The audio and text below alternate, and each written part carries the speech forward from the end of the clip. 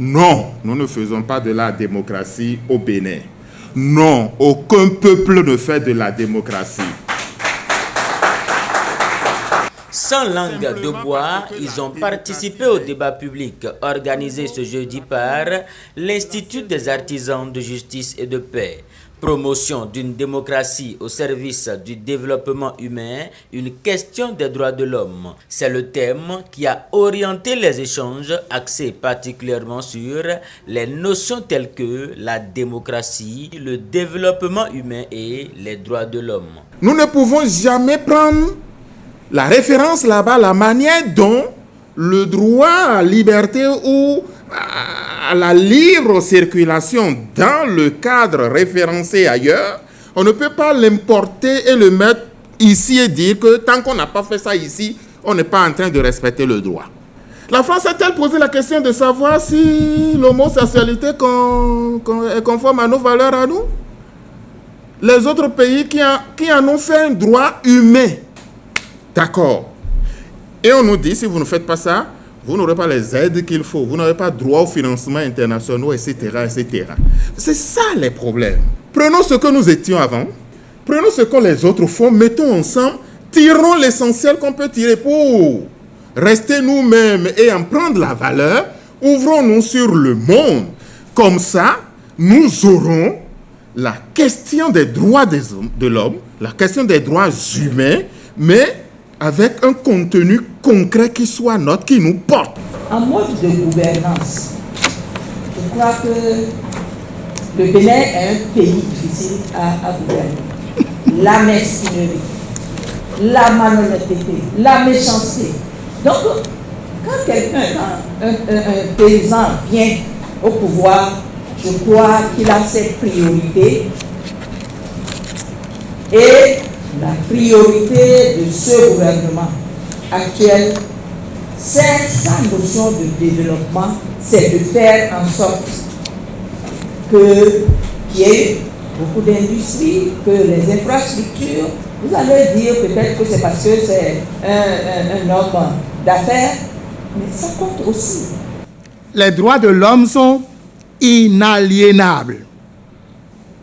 Les droits de l'homme sont indissociables, interdépendantes et intimement liées. Les droits de l'homme sont universels.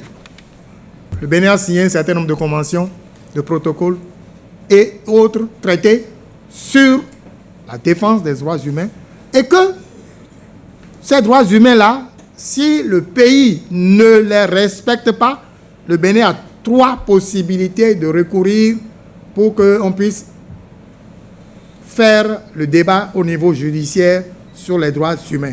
Des principes de droits humains à ceux démocratiques, les panélistes ont tour à tour élucidé les questions de contre-pouvoir, d'indépendance de la justice et de la transparence. Sur mon passeport, c'est écrit CEDEAO.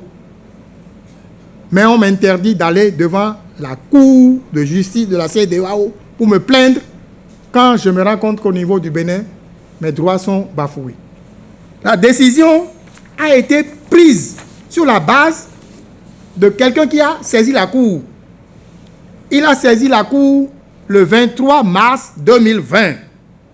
Le mercredi qui a suivi, le Conseil des ministres a décidé de retirer la déclaration au niveau de la Cour africaine des droits de l'homme. Le Bénin peut mieux faire. Et aucun pays n'a non plus 100% sur 100. Tout le monde fait quelque chose. Donc, celui qui fait quelque chose, vous ne serez pas en mesure de dire qu'il ne fait rien. La démocratie n'existe pas dans la pratique. La démocratie, c'est un vœu, c'est une pétition de principe, c'est un horizon, c'est un rêve. Et si nous parvenons à concocter cette sauce, nous allons réussir le vivre ensemble.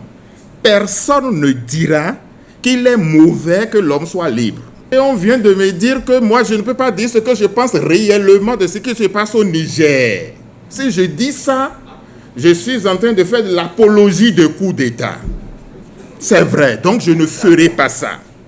Mais je me poserai la question de savoir entre la légalité et la légitimité, comment est-ce que nous manageons les deux? Si c'est légal et que ça brime tout le monde, si c'est légitime et que c'est ce que tout le monde veut, on revient au gouvernement du peuple, par le peuple et pour le peuple. L'humanité entière commet la grave erreur de penser que les référents des États-Unis doivent être les référents du Bénin.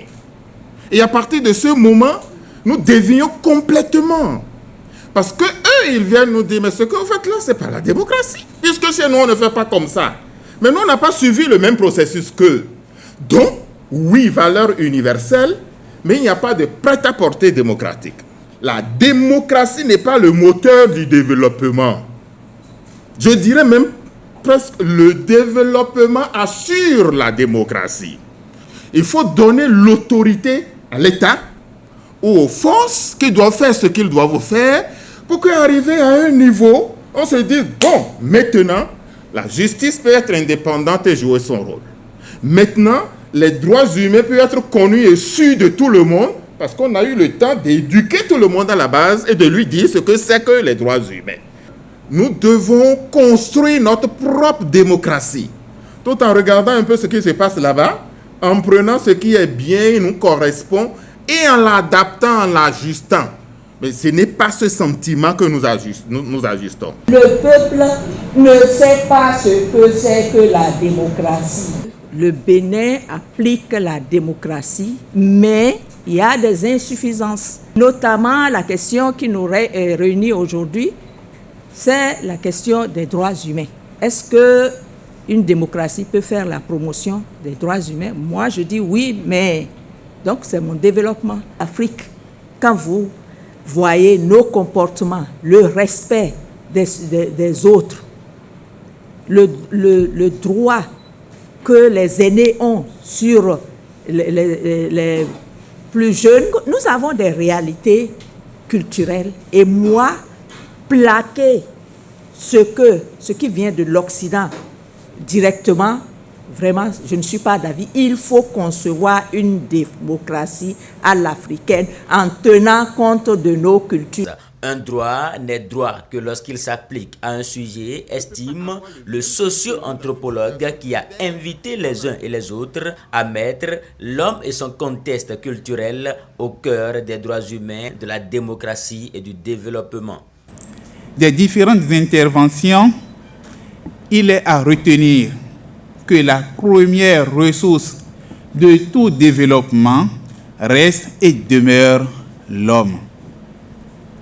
La démocratie, de ce fait, a l'impérieux devoir d'offrir à l'animal politique et social le terrain fertile de sa liberté où s'émanciperont la justice et l'éveil à un travail constructif, à une socialisation et au progrès.